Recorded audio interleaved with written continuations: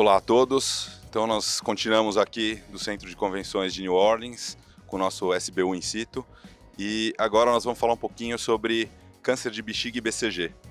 Nós trouxemos 3 estudos que a gente destacou aqui que foram apresentados ou ainda vão ser apresentados hoje, falando sobre câncer de bexiga e BCG. E para falar sobre isso comigo, eu estou aqui com o José Henrique Dall'Acqua Santiago, que é médico urologista lá da Faculdade de Medicina do ABC também. E o primeiro estudo, Zé, que eu queria trazer é um estudo japonês que foi apresentado na sessão de abstract, o MP 03.7. É um estudo que fala sobre o impacto de BCG nas terapias subsequentes. Ele avaliou 755 pacientes com câncer de bexiga já metastático e esses pacientes tinham recebido quimioterapia e depois imunoterapia com pembrolizumab. Então, a pergunta do estudo é: será que quem fez BCG antes tem uma resposta diferente ao pembrolizumab lá na frente, com o racional de que o BCG induz uma resposta imunogênica? Então, eles avaliaram desses 755, 150 tinham vindo de doença não músculo-invasiva até chegar na fase metastática e 97 desses tinham recebido BCG. Então, o objetivo do estudo foi avaliar os resultados. Você quer comentar um pouquinho para a gente? Esse estudo muito interessante, é um estudo retrospectivo, como o Dr. Fernando já comentou, sobre o Match Propensity Score dos pacientes que receberam BCG e no final foram tratados com pembrolizumab. E como foi visto, apesar do paciente receber o BCG, ele não alterou na resposta com pembrolizumab, o que nos permite concluir que no status atual da doença você deve tratar com a imunoterapia quando indicado, sem levar, tendo em vista que o BCG não vai alterar o curso da imunoterapia ou não. Ou seja, quando chega na hora do paciente receber imunoterapia, tanto faz o que ele passou lá atrás, né? O BCG não foi mais imunogênico, não fez ele responder melhor. E uma coisa interessante desse estudo é um dado: os pacientes, quando começam a receber o pembrolizumab, eles têm uma expectativa de vida entre 12 e 14 meses. Então é isso para a gente entender. Quando ele falhou a quimioterapia, recebe o pembrolizumab, nessa corte de 755 pacientes, eles viveram cerca de 1 ano depois desse tratamento. E os outros 2 estudos que a gente selecionou, eles trazem um tema interessante, principalmente no nosso contexto de falta de BCG, né, que tem sido uma constante. Já há quase uma década a gente passa por períodos de desabastecimento e agora no Brasil a gente está passando por um novo período de desabastecimento. Então, pensar em alternativas, a falta de BCG, não só a falha de BCG, passam a ser interessantes. Então, esses 2 estudos que a gente trouxe são 2 estudos do mesmo grupo, né, do grupo do Michael O'Donnell, que é um grande estudioso de doença não músculo-invasiva, fala sobre a associação de gencitabina e docetaxel como terapia intravesical. Então, tem 2 estudos interessantes. Então, o primeiro deles é o MP 54.4, que eles avaliaram 74 pacientes com doença não responsiva a BCG. Então, esses pacientes receberam BCG e falharam a BCG. E aí foi usado a gencitabina e o docetaxel de forma sequencial. Você quer comentar um pouquinho desse estudo para a gente? Então, nesse cenário de BCG unresponsive, paciente que falhou a BCG, que classicamente tem como primeira alternativa de tratamento a cistectomia radical, esse estudo já nos mostrou que se nós tentarmos nova terapia intravesical com docetaxel, nós temos sobrevida de 89%, caindo para 67%, e em 2 anos de 49%, com uma boa resposta a esses pacientes também.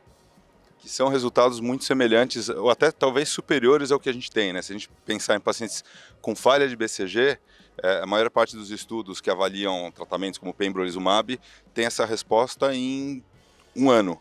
Então, 67% de resposta em 1 ano e 49% em 2 anos não é um tratamento ruim. Lembrando, como você mencionou, que o tratamento padrão para esses pacientes continua sendo a cistectomia radical. Mas os pacientes que não aceitam, que não são candidatos, talvez seja uma alternativa interessante. Correto, alternativa válida se a gente pensar que em 2 anos metade dos pacientes ainda permanece com a bexiga sem evitar os efeitos mórbidos ou não estão aptos a realizar a cistectomia radical, é um tratamento muito interessante com respostas muito boas e com custo não tão elevado quanto do pembrolizumab, por exemplo.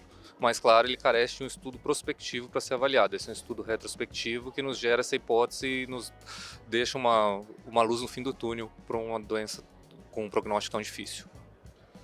Então, esse estudo ele mostrou BCG unresponsive, ou seja, pacientes que tinham recebido BCG e aí recebiam essa combinação de docetaxel e gencitabina.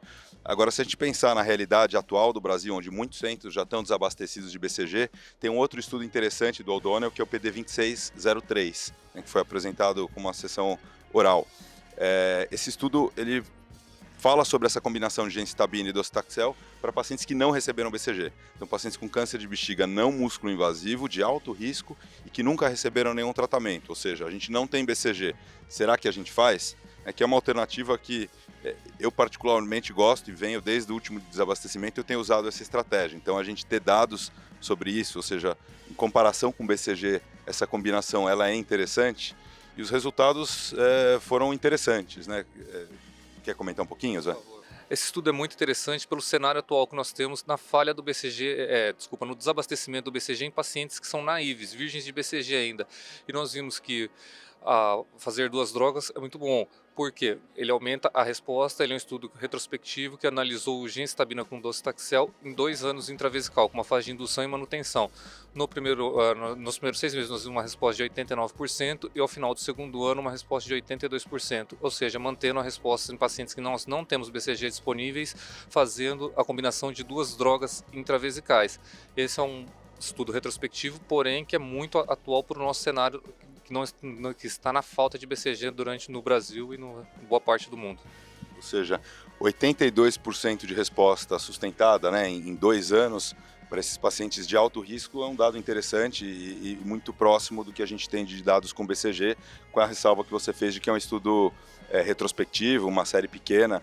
E do ponto de vista prático, a combinação de drogas ela é feita e todos esses estudos têm mostrado uma fase de indução, de acordo com o esquema SWOG, 6 semanas, uma aplicação semanal, e a manutenção, que é muito discutível na quimioterapia intravesical, esses estudos fazem uma manutenção uma vez por mês por até 2 anos. E para quem não está habituado com esse esquema de tratamento, essas medicações são aplicadas de forma sequencial, 90 minutos com a gencitabina dentro da bexiga, 90 minutos com docetaxel dentro da bexiga, e talvez um truquezinho que ajuda bastante esses pacientes é alcalinizar a urina deles antes. A gencitabina é bastante ácida e alcalinizar a urina aumenta bastante a tolerância a esse tipo de tratamento.